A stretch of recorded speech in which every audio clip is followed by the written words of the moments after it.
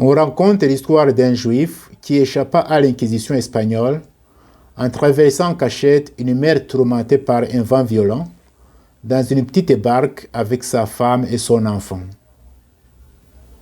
Ils atteignirent enfin une petite île rocheuse. À peine débarqués, survint un orage et sa femme fut frappée par la foudre. Ensuite vint un ouragan qui précipita son enfant dans la mer. Il ne resta que lui seul, misérable et dénué de tout, pieds nus, les habits déchiquetés, exposé aux foudres, aux ouragans et aux pluies torrentielles. Il éleva les mains au ciel et s'adressa à Dieu. Dieu d'Israël, Dieu d'Abraham et d'Isaac, je me suis enfui pour pouvoir te servir en paix, pour garder tes commandements et louer ton nom. Tu as tout fait pour que je perde la foi. Tu m'as enlevé ce qui faisait ma joie et ma raison de vivre, ma patrie, ma femme et mon enfant. Tu m'as ôté tout ce dont j'avais besoin pour vivre. Si tu pensais qu'en me prouvant ainsi je perdrais ma foi en toi, eh bien mon Dieu et Dieu de mes pères, tu ne réussiras pas. Tu peux me battre. Tu peux m'enlever tout ce que j'ai de cher et de meilleur au monde. Tu peux me laisser torturer jusqu'à mort, mais je garderai toujours ma foi en toi et je t'aimerai toujours. Je me souviens, il y a 25 ans, nous étions réunis dans une ville appelée Detmold en Allemagne. Nous étions des Hutus, des Tutsis et des Européens qui avaient vécu au Rwanda et qui connaissaient bien le pays. Il y avait parmi nous des religieux, des pasteurs, des prêtres et des laïcs. Nous avions passé toute une semaine dans une communion de prière et de partage fraternel. Mais le soir du dernier jour de notre rencontre, nous avons vécu quelque chose d'extraordinaire. Les Tutsis qui étaient venus du Rwanda, quelques-uns étaient même nos amis, on se connaissait très bien, ils nous ont raconté leur calvaire pendant les génocides. Mais ils disaient tout cela dans un ton fraternel, sans haine ni rancune. Lorsqu'ils nous racontaient le mal qui a été fait à eux et à leur famille, les Hutus qui étaient là furent pris de pitié et de compassion. Les uns commencèrent à pleurer, d'autres s'agenouillèrent en disant ceci: vous les Tutsis ici présents, nous vous demandons franchement pardon pour ce mal extrême que les nôtres vous ont fait. Les Tutsis qui étaient là furent touchés par ce geste des Hutus. Les uns se levèrent pour les embrasser et les consoler en disant ceci: votre douleur compatissante et votre demande de pardon nous ont touché le cœur et nous nous sentons franchement soulagés. Mais d'autre part, nous aussi les Tutsis ici présents, nous devrions demander pardon aux Hutus. Oui, nous demandons pardon pour les peines et les souffrances que les nôtres ont fait subir aux Hutus tout au long de l'histoire de notre pays. Les Européens qui étaient là furent étonnés et ils disaient ceci: c'est la première fois que nous entendons des paroles pareilles parmi les Rwandais.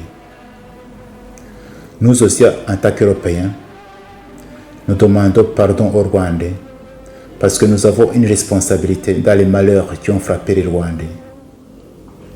Nous demandons pardon parce que nos pays ont complètement abandonné les Rwandais à leur sort pendant les périodes les plus difficiles de leur histoire. Et enfin, après tout cela, nous nous sommes assis et ce fut le silence. Après quelques instants, quelqu'un se leva et rompit le silence en disant ceci: je suis sûr que ce qui vient de se passer ici, c'est un miracle qui vient de Dieu. Je pense, disait-il, que nous devrions mettre par écrit ce que nous venons de vivre ici et inviter les Rwandais, nos compatriotes, à écouter la souffrance de l'autre, à se tenir dans la brèche et à demander pardon. Nous avons composé cet écrit et nous l'avons appelé Confession de Detmold. Detmold, c'est cet endroit où nous étions réunis. Vous pouvez trouver cette confession traduite en plusieurs langues sur son site confessiondedetmold.com ou sur la chaîne YouTube Dr. Fulgence Loaiza. Parmi les gens qui ont signé cette confession, quelques-uns sont morts. Mais je ne doutais pas que le Seigneur, notre Père commun, les a reçus dans son royaume éternel.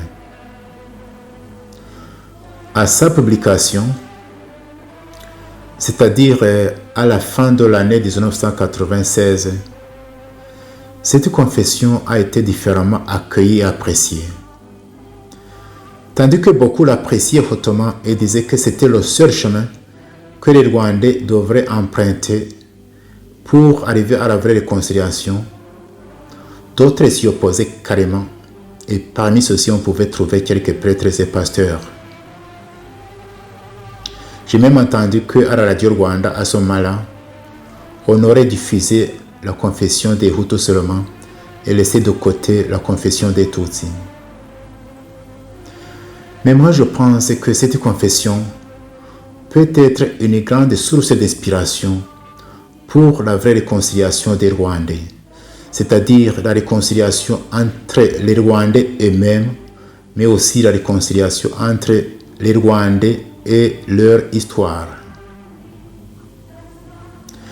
Et ainsi les aider à sortir de cette impasse d'accusations mutuelles devant les tragédies qui ont endeuillé les Rwandais. Je conseillerais aussi à ceux qui liront cette confession de ne pas s'attarder inutilement sur sa lettre, mais plutôt sur son esprit. Il y a 3 leçons que nous pouvons tirer de cette confession. La première leçon est celle-ci. N'aie pas peur d'écouter la souffrance de l'autre et de la laisser pénétrer ton cœur. Deuxième leçon. N'aie pas peur d'exprimer tes propres souffrances, tes peines, tes peurs, mais alors sans haine ni rancune. Troisième leçon. N'aie pas peur de demander pardon à ce que tu as fait souffrir.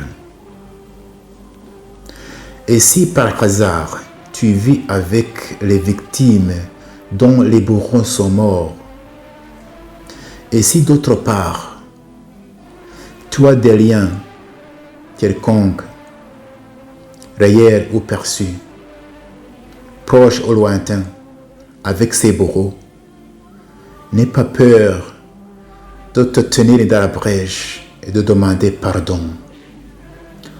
Comme ça, d'une façon presque miraculeuse, tu vas soigner beaucoup de blessures des Rwandais, des blessures du présent et du passé. Comme cette année, cette confession va célébrer son 25e anniversaire,